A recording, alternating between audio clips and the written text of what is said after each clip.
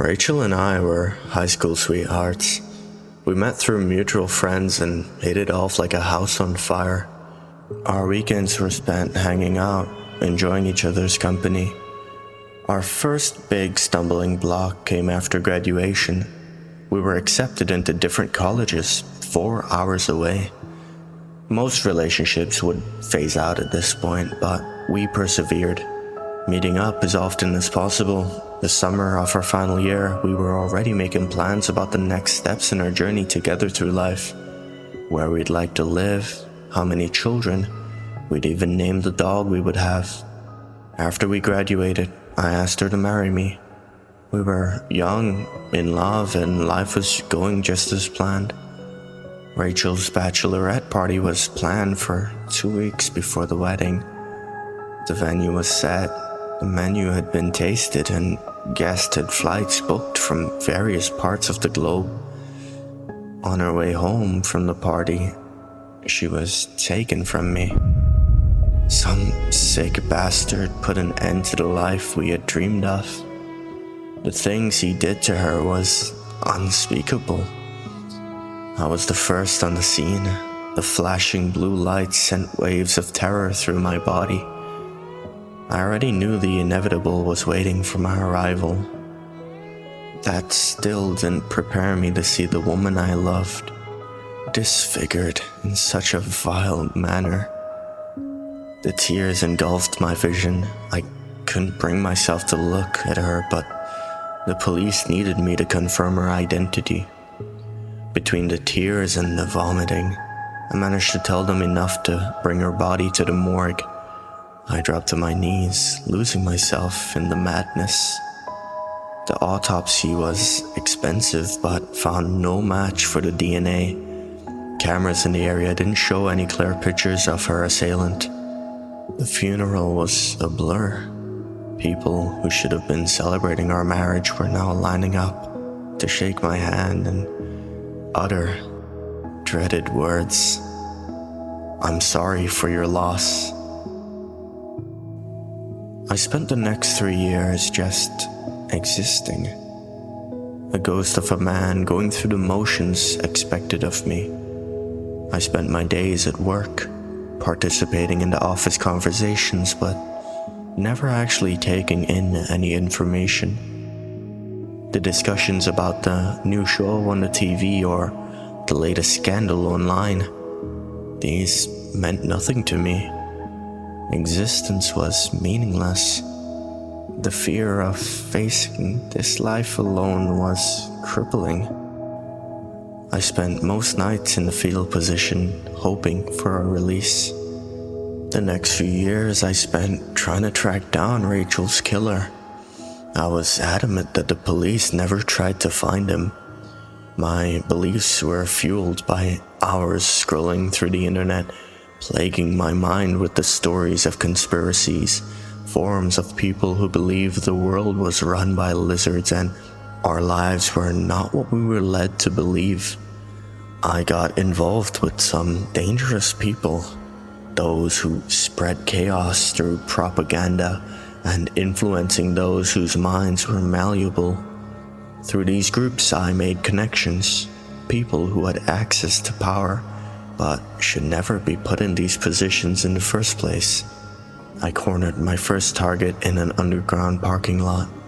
I pressed a knife to his throat and demanded a confession. I had confirmed he was released from prison a week before Rachel's murder.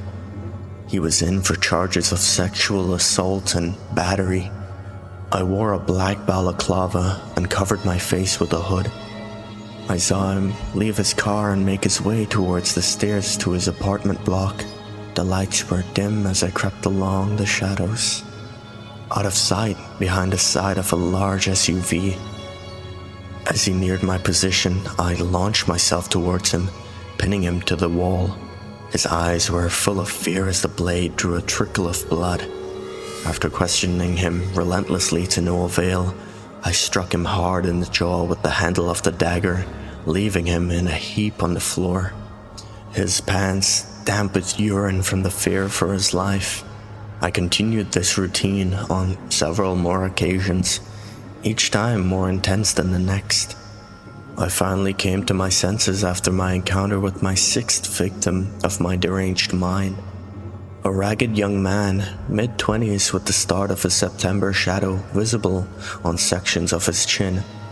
I had progressed to breaking some fingers when my questioning wasn't getting the responses I'd envisioned. This time I'd gone too far. I left this man in a pool of his own blood, broken and bruised. I spent the next few nights praying for forgiveness. Life may feel like a pointless task, but I was still hoping for salvation at the end of the road. Prayers for forgiveness turned to prayers for strength, prayers to bring back some joy into my life. I prayed for a miracle, to bring back my love to the land of the living, to heal the wounds my soul had suffered.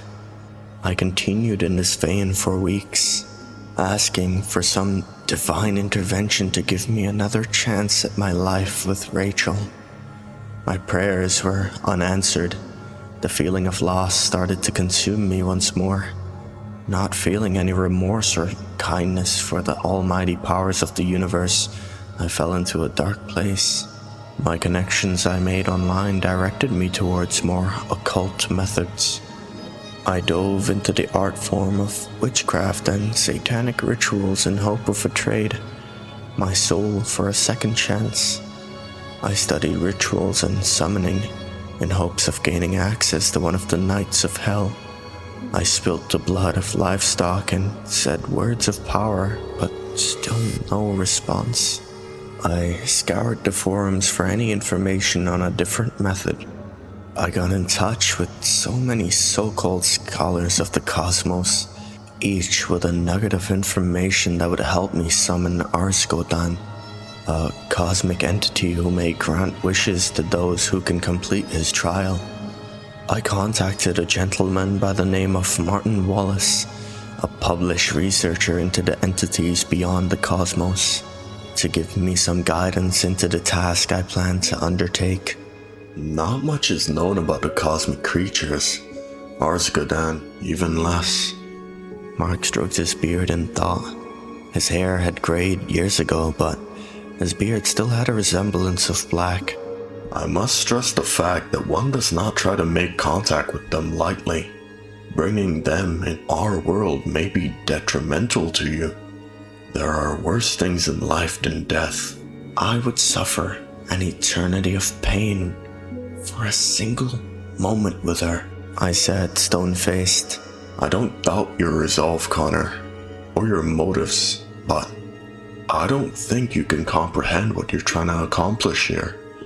For those of us who can look deeper into these entities, we must accept the fact that they are omniversal, that there are other realities like ours in which they reside, a slither of their presence in each and every one of them, that we have different versions of ourselves in other timelines living in tangent to us. Their torment of you may last a millennia, breaking you to the very essence of your being across endless dimensions. He stared into my eyes, willing me to understand his reasoning. I have already begun this course. I'm just looking for some advice on how to ensure I have a chance of gaining his favor. My own God has abandoned me, and the devil is too cruel to help, I said, trying to hide the quiver in my voice. What you wish to seek will make any deal with the devil look like child's play. The ritual was long and arduous.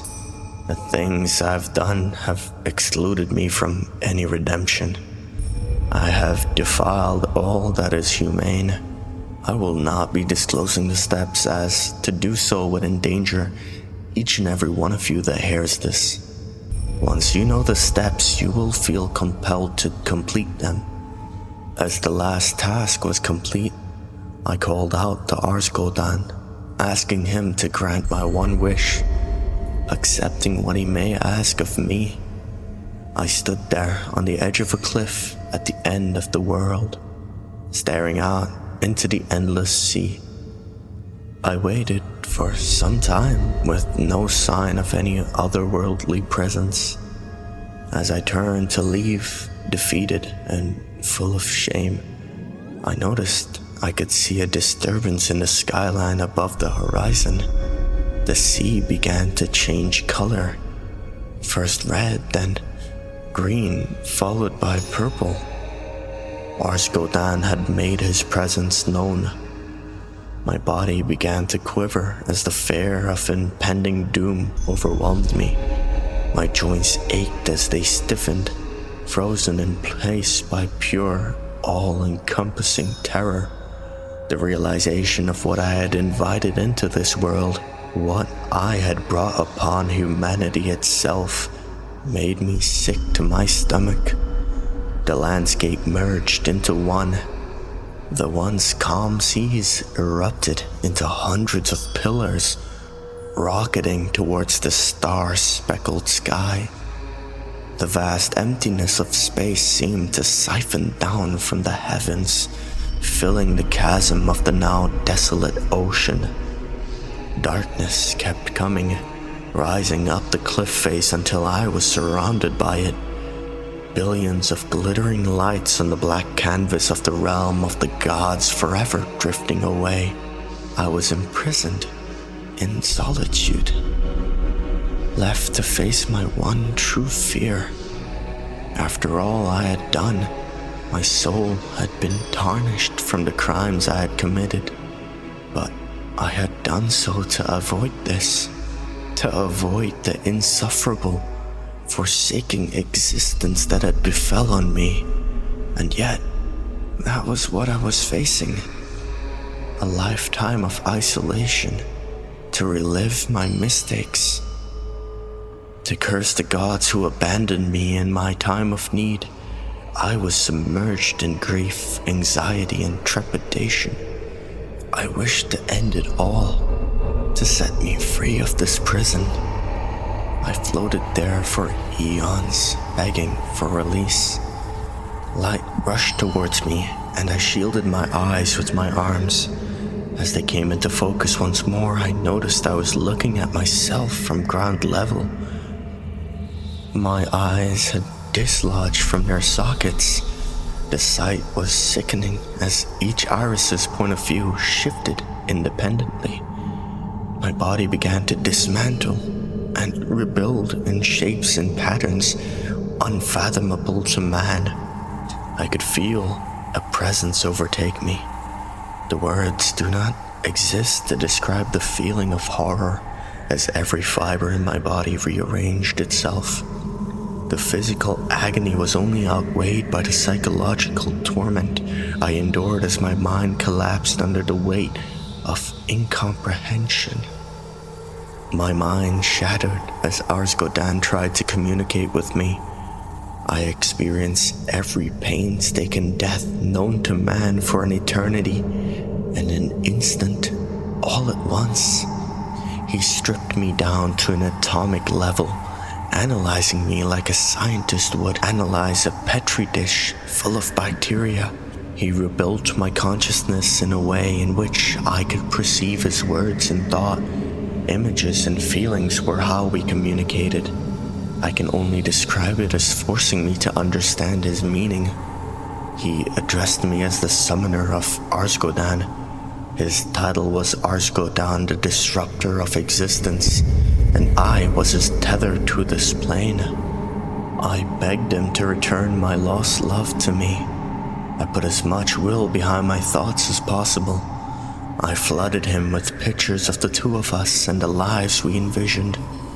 He was not able to comprehend the emotions of man, but could understand my wish to return a soul from the dead. He described how his influence over my strings of life were limited by my alternative forms across other realities. If those strings were to be reduced into one, he would then be able to grant my wish. To do so, I would need to endure the trials. I accepted his proposition without any further explanation. Whatever he required, I would do. He formed an image in my mind of countless versions of myself fighting one another. severing a string each time one fails. I was now the requester of the trial, and it was made known to my counterparts. We would meet at random occasions within the next rotation of the star of my planet. A one-on-one contest of will and determination until only one remains. These meetings would happen across all timelines, each version of myself fighting to remain. He showed me an image of one contest already taking place, an older version of myself missing an eye from a wound received years ago, fighting a version of myself no older than 10. They were aware that I was the cause of their torment and they hated me for it. The contest would only be decided by weapons formed in the shape of points. I took this to mean blades. The concept is not familiar to Arsgodan. His presence retracted into the out of reaches of the universe and my mind began to return to normality. I was aware that I needed to prepare for the oncoming challenges. I write this entry in hope you may never seek a meeting with this eldritch horror. I currently sit at my laptop, covered in the blood of my first challenger, a version of me who had lived a long life. He knew who I was the moment he appeared in my room. His eyes burned with a hatred unknown to most. Unfortunately for him, he was so far in years he barely had the strength to raise his arm in defense as I slashed his throat with my blade. I am resisting the urge to sleep as I fear that when I close my eyes, the next challenger will have his chance to take my prize as his own. They are fighting for their lives, but I'm fighting for hers.